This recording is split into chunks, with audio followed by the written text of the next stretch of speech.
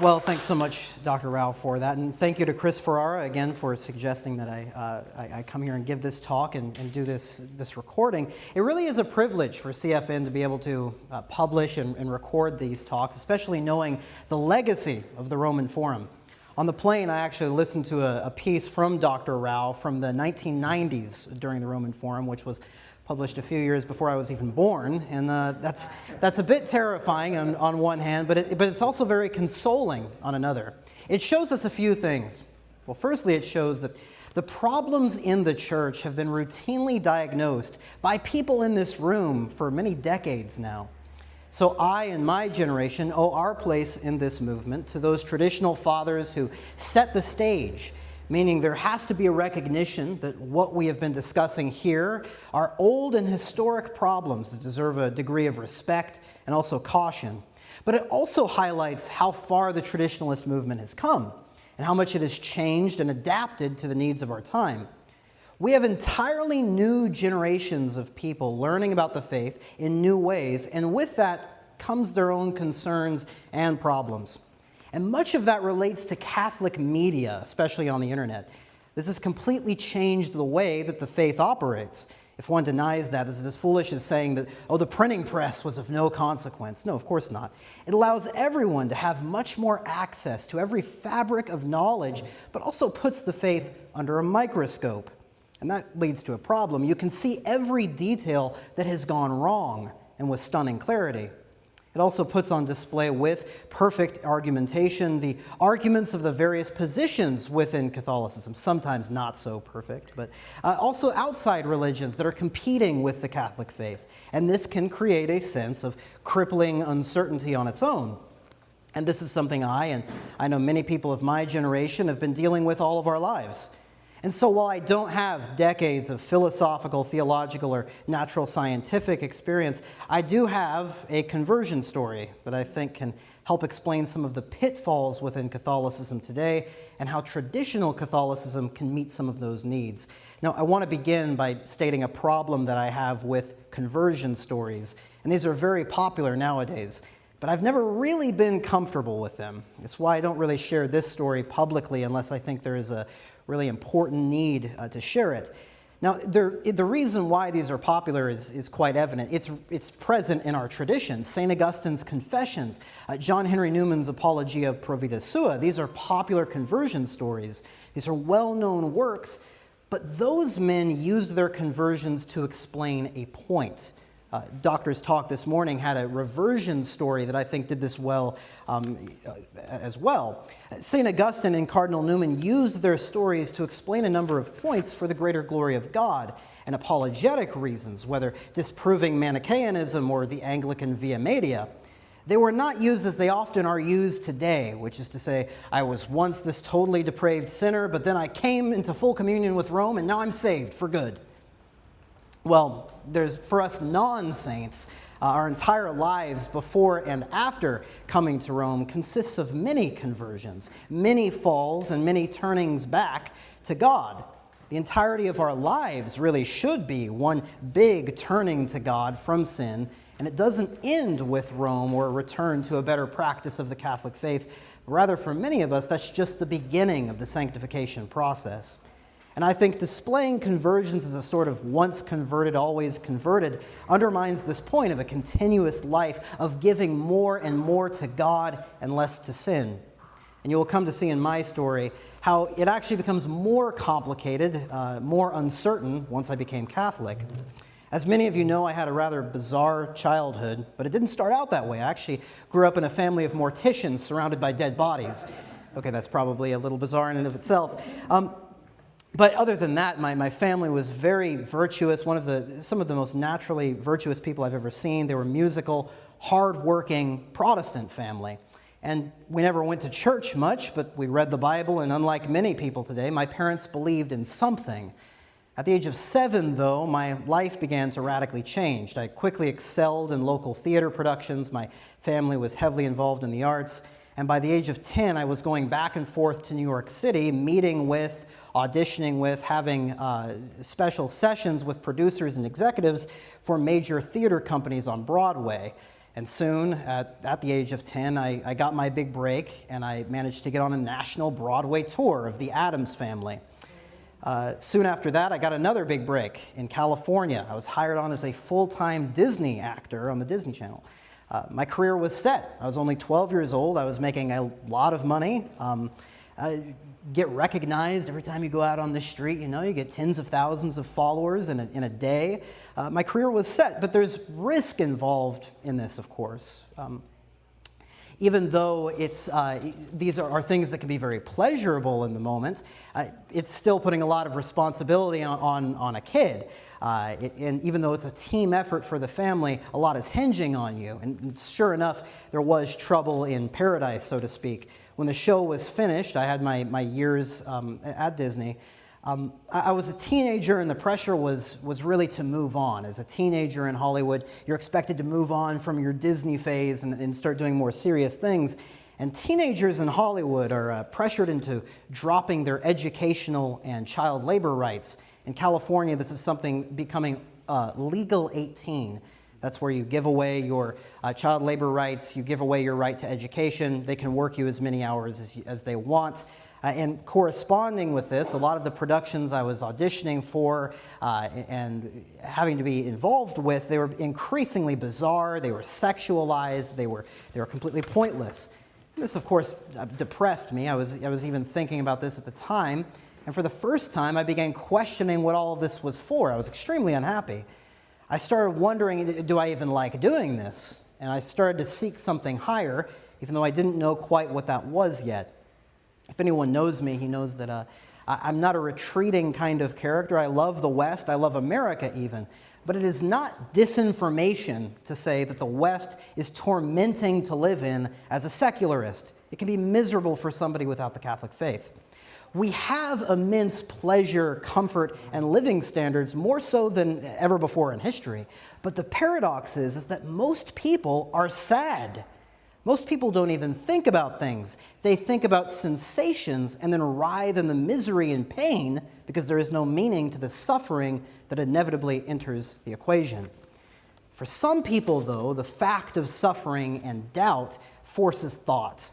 And I had the grace that happened to me. At the age of 15, I started looking and reading. I became involved in a political group known as the Liberalists, which especially looks for young men to join. And this is a group pushing for Trump and Brexit, which were growing in popularity at the time, but also promoting John Locke, John Stuart Mill, and Thomas Paine, classical liberal philosophy. And I was encouraged originally to read a book called The Age of Reason by Thomas Paine. It's really a strange book. It starts from the Old Testament. It shows that there's Bible contradictions in the Old Testament, and then it gets to the New Testament and says, see, Jesus didn't exist, or this is fake. I mean, it's not the best argument, but for me at the time, who had read very little of anything, it got me thinking. My faith growing up was something that was assumed. Protestantism was something where, at least for me, it was something where you believed in Jesus Christ as your Lord and Savior. You really didn't question it. And if you accept that, you go to heaven. If you deny it, you go to hell. It's as simple as that. Now reason was entering into the picture. And so I abandoned Christianity entirely and started reading as many liberal authors as I could, especially Locke and John Stuart Mill.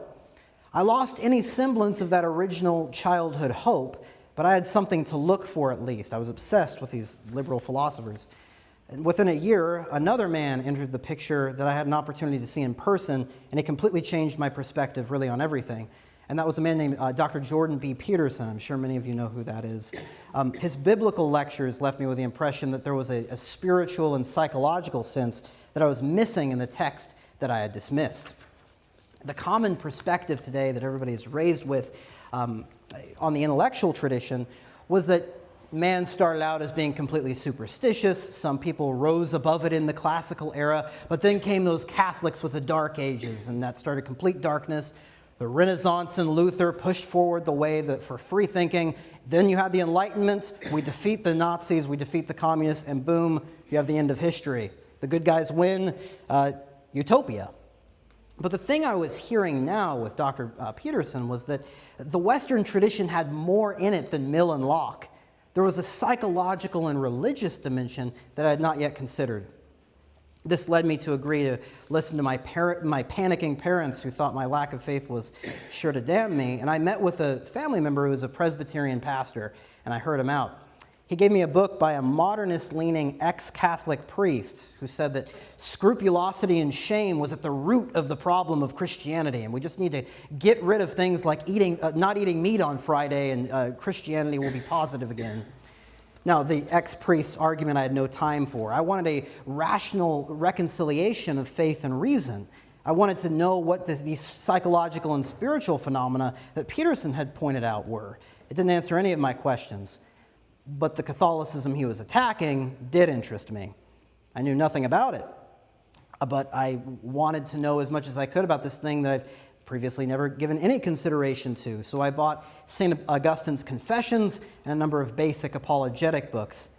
In the midst of reading those, I had a rather unexplainable experience with a crucifix that I had had on my wall. I didn't even know it was there. It was on a tapestry I'd bought as a joke with a quote from Voltaire on it. Never realized that it was there. In the midst of my reading, though, I was able to see very clearly that the depression, the confusions that was ensnaring me, I had the chance to be unchained by that man on the cross. I didn't quite know how, but I knew that a place that offered that was the Catholic Church. Soon after that, I entered RCIA, was received into the Catholic Church, and finally found my answer to reconciling faith and reason. Now, if that was just the end of the story, I might have been able to give that on the Journey Home Network or something like that. That was not the end of the story. Now, unfortunately, that's not where many people's story ends nowadays. About a year into my faith practicing, I was one of the head servers at my parish, which is a traditional-leaning Novus Ordo parish. I had read a book about a conversion from a professor from Protestantism to Catholicism, and in it he mentioned something about a conditional baptism. What is that for, I asked. What's the deal? Eventually I came to find that not all Protestant baptisms were valid, as I had previously been told. Some people had to be baptized under conditionally, to ensure validity, and some had to be baptized outright because Protestants were messing with the form and matter. Well, in my case, I had previously asked the parish about this problem, and I had asked the RCIA person and was told Protestant baptisms are valid, you don't have to worry. Well, the problem was, in my case, the form and matter weren't even administered. The preacher had said the words and then had somebody else afterwards put me in the water. It's an open and shut case. That's an invalid baptism. Now, that's bad in and of itself, going a year receiving the sacraments invalidly, not getting the sacramental character due to baptism. Every communion, every confession, my confirmation, they weren't valid. It was void.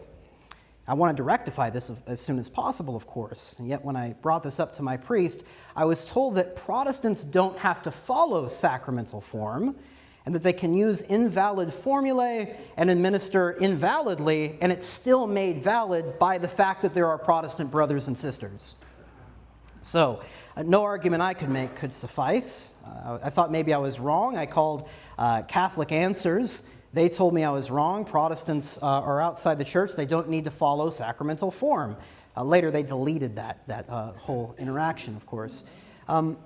This is going against St. Thomas. It's going against Prumer. It's going against also a document I had discovered personally in the 1916 AAS, all of which come down very hard on this. That is an invalid baptism.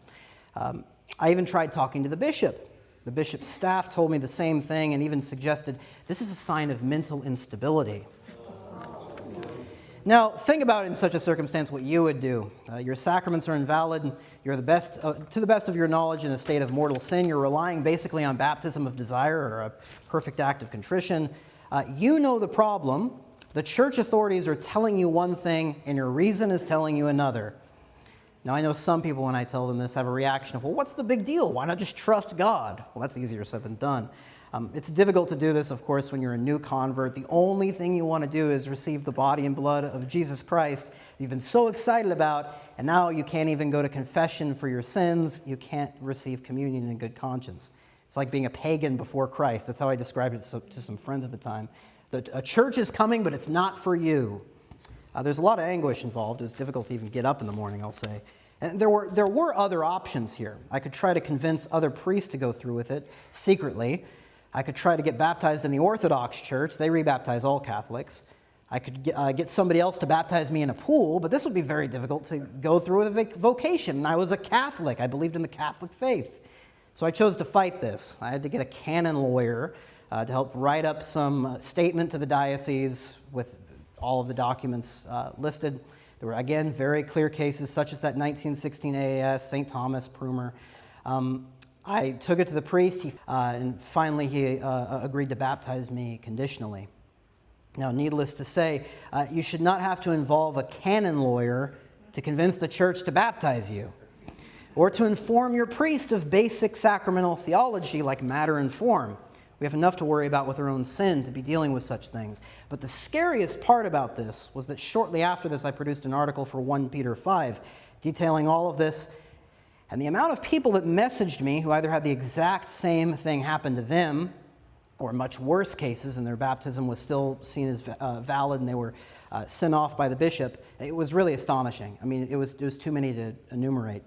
Soon after this, you probably know about this, there was a number of people, some due to the article that I put out, some not, where it was discovered that in some major dioceses and parishes, the priest had been saying, "We baptize you," in the name of the Father, Son, Holy Ghost.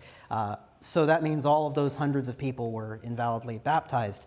There was also notoriously a priest, and there's been a few actually, who were baptized in this way, which means not only his baptism was invalid, but his own orders were invalid, therefore all the communions and confessions he gave out. So just think about the implications of this for just a minute. I want to go into why and how this is happening nowadays.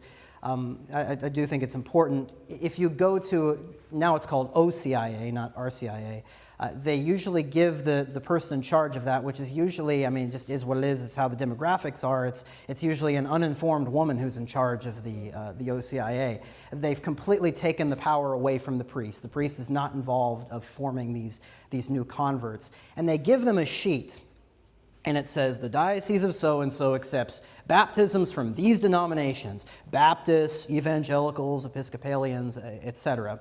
There is some precedent for this. Don't get me wrong in thinking that I'm saying that all Protestant baptisms are invalid. That's not what the Church says. The Church, in very clear cases, such as the Prussian Evangelical Reformed Church or the Methodists in England, had said, if these liturgical books are used, if this rite is used, then that baptism would be valid. However, what the current state of affairs is not considering is that there is no unity of ritual, not even in the Catholic Church, but especially not in the Protestant churches. If you say a Baptist baptism is valid, you're talking about a multitude of issues. I've seen Baptist baptisms where the preacher will say the words and they'll dunk 100 people into a tub on a sort of like device that goes out from under their feet. That's not, I mean, we're talking about absurdity, but if you bring your baptismal certificate to the leader of OCIA, they'll accept it as valid, she'll accept it as valid simply because of the certificate. It's a huge problem. The Church has, simply speaking, not been doing its job on basic sacramental issues for a few decades, and that made that clear to me.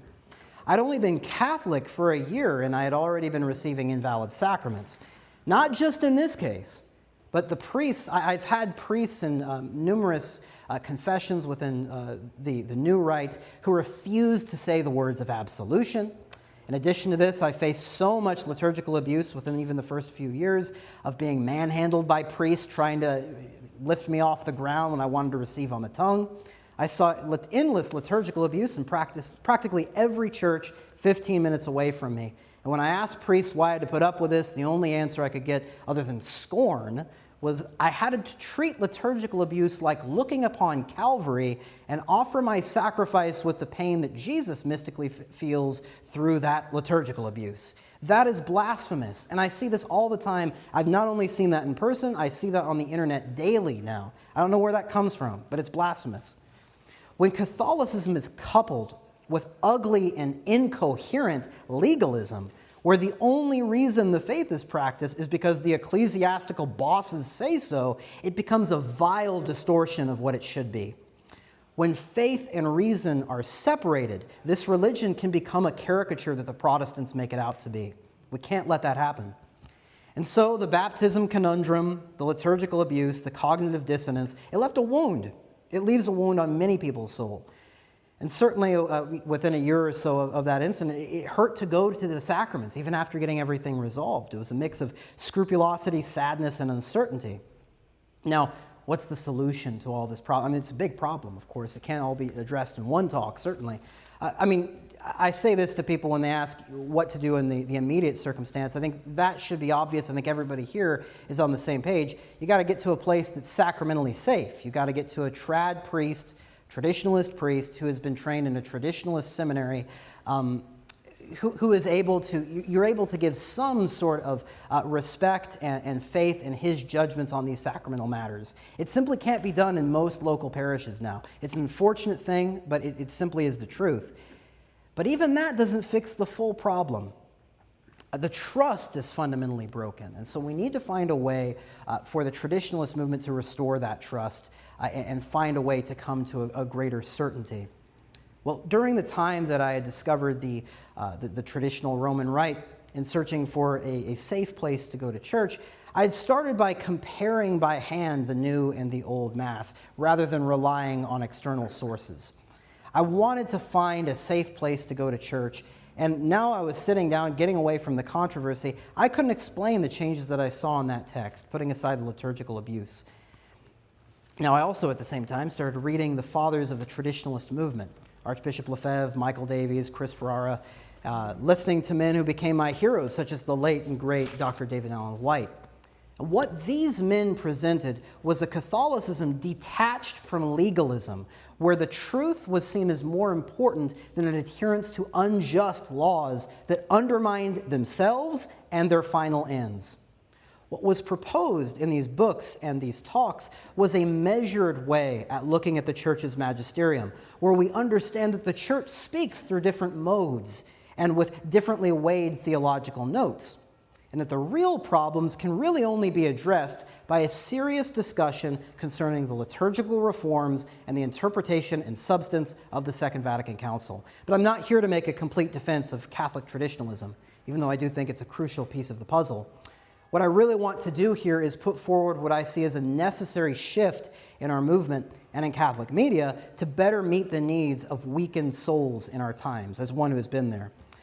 Because what I experienced is really only a microcosm of what every thinking and sincere Catholic experiences, a disconnect between what the church says and what the church does. And this creates the issue that the title of this talk is about, the problem of certainty. It goes without saying that a disconnect like this creates uncertainty. And it gets even worse when you have 4 or 5, even more than that, competing positions about what to do. The SSPX position, recognize and resist, hermeneutic of continuity, reform of the reforms, sedevacantism, sedeprivationism, it's endless. All of them are opposed to one another, and all of them claim to have this thing called moral certainty. Now, I do think that argument can be made in one degree or another. I do think moral certainty can likely be achieved, and certain sides, I think, are more internally consistent than others. But in a way, if we jump right into that, it can almost beg the question, because even if we develop an internally consistent position that makes sense of the crisis of the church, how does that solve subjectively the problem? What do I do? In a way, I think traditionalism, if it becomes detached from the local community that is realized and from real practices, it becomes unreal. It must be justified with reasons motivated by a practical means of solving the subjective problem of the salvation of souls, rather than purely legal arguments or ones motivated entirely by making our arguments more internally consistent. If we aren't looking at the causes of things, if those things aren't in place, we are at the risk of becoming unreal. What it took for me to move on from a sort of legalistic way of thinking, constantly doubting, constantly this constant introspection, trying to cleave to a position within the church as a substitute for being content with God, was a meeting I had with one of the holiest priests I've ever known. It was a society priest.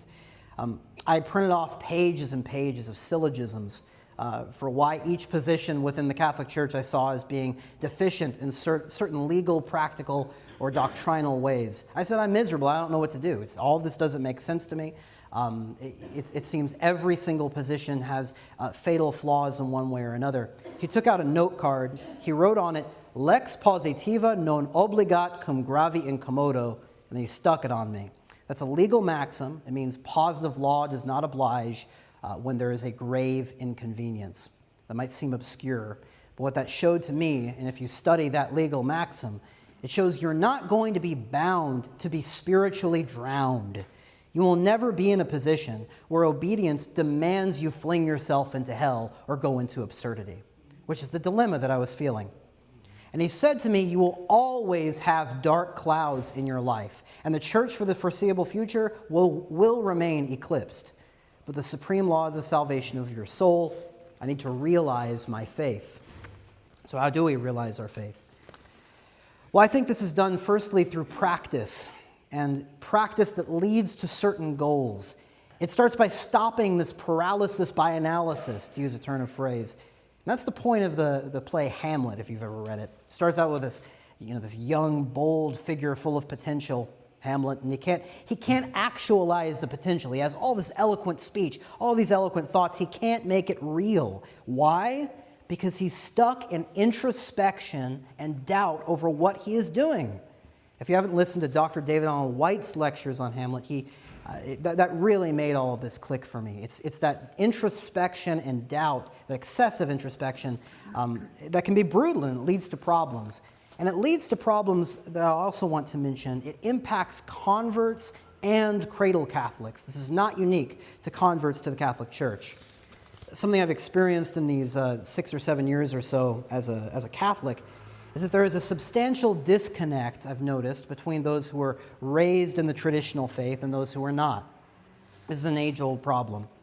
And the interesting thing is that they actually have inverse problems, is the way I see it, and they're both related to the issue of action. The cradle Catholic typically assumes his faith to be true. Now, at the same time, though, he's at risk of seeing it as something that's mundane and very routine. He's not on fire for the faith, as it is said.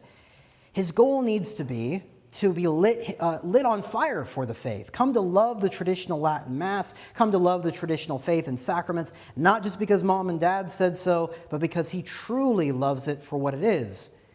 But in doing that, he is at risk of being disillusioned with the faith and saying, I just believe this because that's what I was raised with. And when he examines further things, especially if he had issues with authority at a young age, maybe in a Catholic school, he could reject it entirely. That's a challenge that cradle Catholics have to go through. You will inevitably run into problems when considering the traditional Catholic faith because there's always going to be inconsistencies or quirks within the faithful ourselves. I mean, this movement is made up of many lay people, and we bring our problems to the table, and that composes our movement. For some people, that unravels the whole thing. Now, the convert, or the new traditionalist, on the other hand, is the reverse problem. He is on fire for the faith, but he is somewhat other to everyone else, and it isn't quite routine at first. It's something that is motivated by an extraordinary grace that most converts receive, but will most likely go away in the majority of cases I've seen with friends, for example. And when the Mass and when the traditional practices become something that is assumed into his routine, he is at risk of losing sight of what made him become a traditional Catholic in the first place. And there you see the inverse problem. And this is what often causes this new community of people you might have encountered called post-traditionalists. This didn't exist in the time of Michael Davies or in the 90s. This is very new, but it is a phenomenon that deserves consideration. These are mainly originally traditionalists who became acquainted and integrated within the traditional Catholic movement. But once it became routine, they started seeing those small problems. It started to unravel for them. And oftentimes they revert back to very extreme legalistic defense of the Novus Ordo, of Pope Francis' documents, the liturgical reform, etc. It's oftentimes a complete defense of everything within the post-conciliar world. Pay no attention to the man behind the curtain. The defense of the Novus Ordo, he makes absolutely. And now, the reason why he went to the traditional Latin Mass in the first place for many of these post-traditionalists, he now goes back to the Novus Ordo and defends it, despite that being the reason he went to the traditional Mass in the first place. Now, I should mention this as well. If that position of seeing everything the Pope says or everything the Bishop says as being infallible, if that doesn't seem justifiable at all to you, I think we all need to look at the problem closer. That position we need to come to with a sense of understanding, because it's very tempting based on what some of the fathers say about necessity to be with your bishop, or what the scholastics say about being with the Pope. But the absurdity of that position, and the reason it becomes so ridiculous, is because it violates your senses. It immediately presents itself when you just step into the liturgical milieu of the modern church.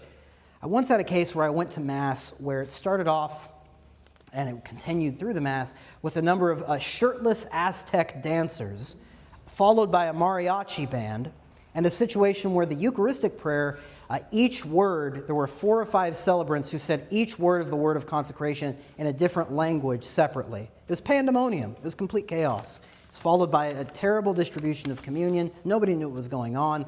And I remember telling this to some friends who held a very similar position, and they said, "Oh, you need to contact your bishop and get this shut down. This is a travesty." I said, "The bishop celebrated the Mass." It's true. The facts are that many bishops don't care about the liturgy being traditional, and they don't care about doctrine. Now, why is that wrong? I think we can sum it up really with looking at the principles of the gospel. I really do think Jesus Christ, our Lord, came to free us from this sort of irrational thinking. I mean, we can look to Luke 14, where the horse falls on the Sabbath. Our Lord does not say to just simply leave it there. The law demands that you go against reason. The principles of the gospel is to reconcile faith and reason. He is the Logos. He's not irrational law. So what's the remedy for all of this? People leaving the faith, leaving traditionalism for this exaggerated post-traditionalism, or worse, apostatizing entirely because of the uncertainty of the whole thing that killed them. How do we maintain zeal for traditionalism without this danger? How can we remain certain of the Catholic faith in such an uncertain time, and where there are so many different positions with different quirks, and where it is so small there is potential for error among the leading figures? Well, I think the answer, and what we must begin with as a foundation, is sincerity. Because I think that virtue is in between of this wild new convert zeal and the routine of the cradle trad. There is a kind of sincerity that we should long for, where the faith is just who you are. I listened to this music critic who recently gave a lecture on Brahms's German Requiem. Very religious text. It's a very heavy text. But he pointed out that you can hear when the conductor himself has a sincere religious belief or not. If one has a fake spirituality, you can immediately hear it. You can immediately sense he's being phony. And this is a kind of conviction that the real spirituality that makes the music come alive is a kind of conviction so deeply ingrained into the person that it makes someone who he is. He feels no need to make wild, ostentatious displays of his faith in order to prove himself, but I can guarantee you he knows how to defend it and knows how and why he applies it. So just as the conductor who is sincerely religious can apply his faith to the Brahms German Requiem, we should be able to do the same with our faith and ingraining it into our lives. The way sincerity is achieved, I think the root has already been hinted at by Dr. Rao and Chris Ferrara, which is a return to the sources. By returning to the roots of what makes our faith the faith, we can bypass a lot of the drama of our age and stand on certain ground rather than living in a response day to day. Now, I think there is a risk of hearing return to the sources and coming out with a conclusion of thinking, well, that just means academics should read old books. That would be completely wrong. They should read old books, but that's not the main takeaway. really a return to the sources, the way I see it, is a practical and discernible series of activities that especially lay people should do. Firstly, I think that consists of a classic and patristic understanding of the spiritual life. I want to be clear that I'm not some mystic who has achieved the higher heavens. I can't describe for you the process from the perspective of the clouds, but I can describe for you the ladder to heaven from the perspective of one who's fallen off of it a few times.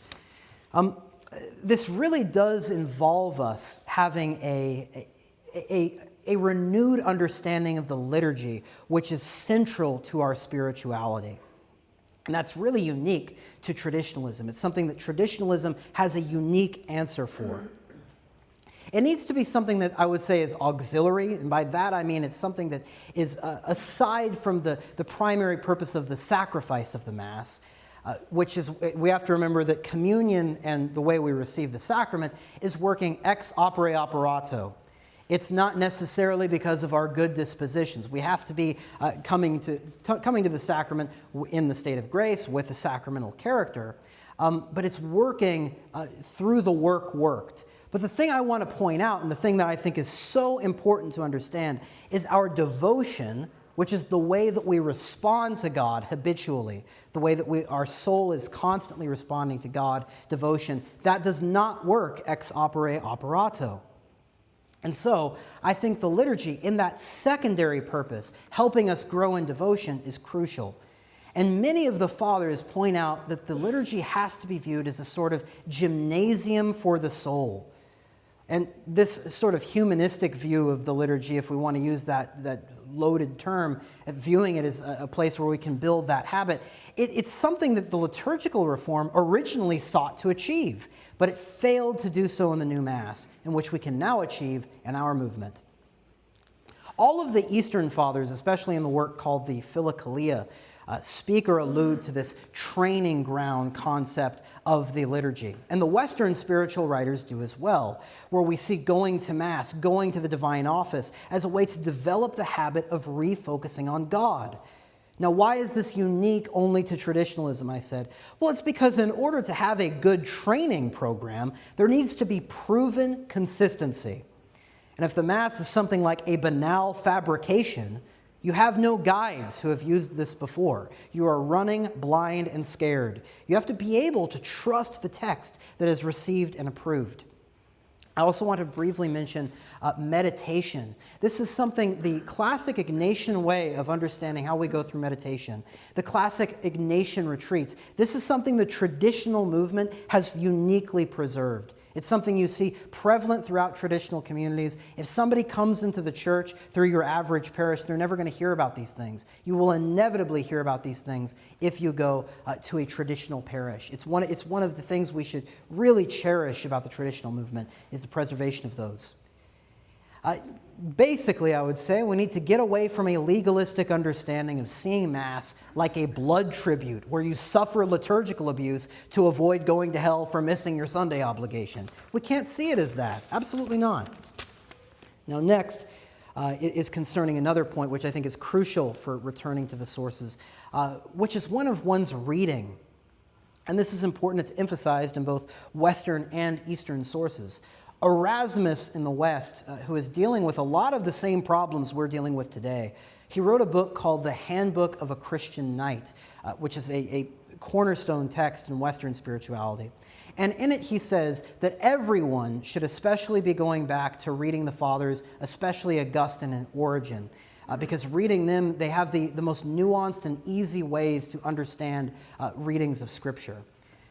Erasmus also says that we should go around with a New Testament everywhere we go, and we can do this now with technology. This is something emphasized in the East, in the Way of the Pilgrim, which is another very important text in the East, where that work suggests we should go and look for the method of prayer within the New Testament and really meditate on that, especially in the Gospels, and physically take a New Testament everywhere we go and read it whenever we are tempted. Is that physicality necessary? I don't think necessarily. But I do think returning to a meditation on the Scriptures is a necessity in order to come to a calmer certainty. In addition to Origen and Augustine, I really want to mention this, which I think there's a necessity in returning to St. Thomas. Now, we haven't talked really a lot about Thomism here through itself, but the past 200 years of magisterial teaching, you can even look back 500 years, is that Thomism is the school of the Catholic Church. Now, Dr. Rao, you mentioned Dr. Mara might have had a problem with that. Dietrich von Hildebrand might have had a problem with that. But I think we need to consider more than even just what's often cited in this regard, which is Aeternae Patris. There's other documents we can look to, such as Studiorum Ducem and Doctoris Angelici. I would suggest everyone read those documents. That's Pius X and Pius XI, respectively. Those documents show that St. Thomas has to be the baseline for understanding philosophical insights and theological insights, because we need that baseline. It helps us to not get into all of these different problems, going into these different disputed matters. We have a foundation that especially lay people can return to. And I think that's really what needs to animate the spirit of returning to the sources that the Ressourcement, the Nouvelle Théologie did not do. That's how they ended up in danger. If we have a foundation such as St. Thomas that we use as a baseline, we won't run into the issues that those Nouvelle Théologie thinkers inevitably did run into. As a last part of this reading arc, I think it's necessary that in times of uncertainty, we return to the Western canon of art and literature. There is a great amount of wisdom that is neglected, oftentimes in traditionalist circles, I've noticed, in refusing to take seriously music and art. And literary narratives, especially for children in particular, are a very accessible source that lay people can go to in order to acquire a Catholic sense. We have so much, and we've talked so much about the errors of certain aspects of technology, but we really can use it for the best to acquire these great works. Second to last, I think, is a way to hone all of this in. I want to bring up a point about education, because I think there's a worrying trend, and this has really just happened because the way traditionalism has expanded so fast. But I think many people have noticed, and I have myself, this anti-intellectual trend that we see in some circles. It's especially taking a form in discouraging academic studies on the collegiate level for young men. There's no need to do this anymore. It might have been the case 30 years ago to encourage this, but we have Catholic institutions. We have good and faithful Catholic colleges. TAC, TMC, Steubenville to some extent, Wyoming, the Collegium, Holy Apostles, St. Mary's, Kansas. These are great Catholic institutions that one can receive formation in. We don't need to have that anti-intellectual approach. Now, I think my position there will be we'll find friends in this room, but it certainly is a problem that I think we need to address. People I've seen speak at traditional Catholic colleges and at high schools, they're encouraged and they'll preach to guys who, and they'll say college is just a waste of time. It almost seems to me this has been imported from like punk rock culture. You know, those guys are just talking about ideas. They're stuffy nerds. I hate school. What is that doing here? You know, that can't be in this. I think that's very dangerous because the facts of the matter are that high school education is becoming more and more fraudulent and is failing. Even in Catholic schools, traditional Catholic schools, they're unable to provide oftentimes a real Catholic foundation in order to achieve our final end. Traditional Catholic high schools are in such a dire need for priests and good teachers that they can often be woefully incomplete. So being in some of these new Catholic colleges and institutions that are amicable to the traditional Catholic movement, I think is something that's very important. But I also think it's necessary in order for the movement to propagate itself. And so it takes itself seriously enough to develop an elite, educated group of human capital. That's what's going to bring this forward, is good people that can drive the movement forward. I think it is a good thing for more young men to be entering into law, into politics, into academia through higher level schools as well, and especially in matters concerning advanced technics and finance as well, as this is what sustains our movement going forward. It also provides a very clear principle that is also rooted in the sources, which views our work as being integrally connected with our faith. Let's be honest. If we want this movement to go forward, the young guys need to make money and they need to be smart. The people who make serious progress in societies are doing that by going to major academic institutions. I think we should match them, and in order to survive that, because these places are incredibly dangerous, you can receive the formation to survive those institutions at these newer Catholic institutions. They provide a great foundation. Now, why would somebody want to focus on that work and education point of view? Well, there is a key animating principle that I previously mentioned, and that is of meaningful work. This is something that was beautifully expressed by a favorite author of mine, a writer from the Victorian period, Sir Thomas Carlyle, especially in his work Past and Present, where he saw work as being what made Christendom so great, which defined medieval Britain and its greatness as opposed to what he saw as Victorian decadence. The determining factor there that determined between decadence and real culture is what motivated the work. Every work that is done must be motivated by a gospel. Ora et labora for the monks. The danger is being motivated by the gospel of mammonism, the sole concern of money, where hell is dying poor and heaven is being rich. But when work is animated by the gospel of Jesus Christ, it becomes extremely efficacious and creates great civilizations with great men.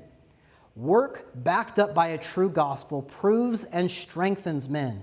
You need the foundation to get the gospel. You need that worker spirit, and you need an education as well in order to really center the gospel and in order to make your work animated by that gospel. And education is extremely important.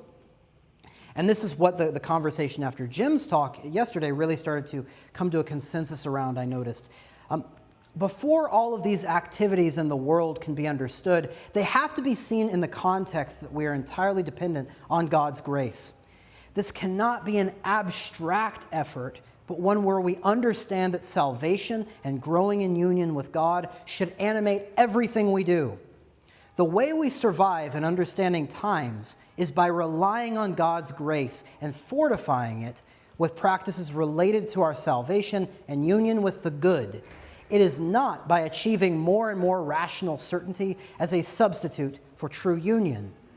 My final point is how this relates to Catholic media, which is really just a means of promoting what has been said here, with the added qualification that it must spread a positive Christianity. Now, by positive, I don't mean in the sense of like, wow, positive Christianity. No. What I do mean is that it creates rather than reacts. I, for one, am tired of traditionalism always being a reactive force. I think we need to, if we're always on the back foot, I think that's a sign of relentless introspection. It is brooding rather than doing. What we're doing here, I think, is a great sign of moving forward to that positive Christianity. What can we do? Actually making steps forward. The current state of Catholic media, however, either in the Novus Ordo world, is to react by dumbing down the faith so much that it loses all value, or in the case of some older forms of traditionalism, you see it entirely dedicated to making arguments which defend the traditional Catholic position from a legal or consistency standpoint, instead of looking to the underlying causes. I think we must put to the innovators that they must defend the reasoning behind their reforms, and then assert that the traditional Catholic methods are ways to better achieve one's last end. We have to look to the causes of things. One of the things I've always been impressed at by Catholic Family News before I started working for them, and one of the reasons I'm so privileged to work for them now, is that kind of sincerity I mentioned earlier has been achieved in the public sphere by men like John Vanari. There was no relentless introspective torment in that man's writings or his conferences. He knew the truth well, and he spoke it well. And that's the case for many of these traditionalist pillars of the church. We have to imitate them. And as we move into a period where people get all of their knowledge through Catholic media, where some of these Catholic apologists have a more influential role than some bishops, the traditional Catholic movement not only needs to be there, but needs to be at the forefront of every single platform. Because if we're not there, the enemies of Catholic tradition will be. And like it or not, they will win the numbers. Liberals know how to make media. Techniques have to be harnessed by us so that we can control them and that they don't control us. We have been given a great opportunity to live in a time shrouded by uncertainty, where the church and her traditional practices are something that cannot be taken for granted. But let us not waste this opportunity to gain in so much merit by spending all of our time in meritless introspection. Rather, let us take action in both our spiritual, educational, and communal lives, and in that find solace and certainty. Thank you.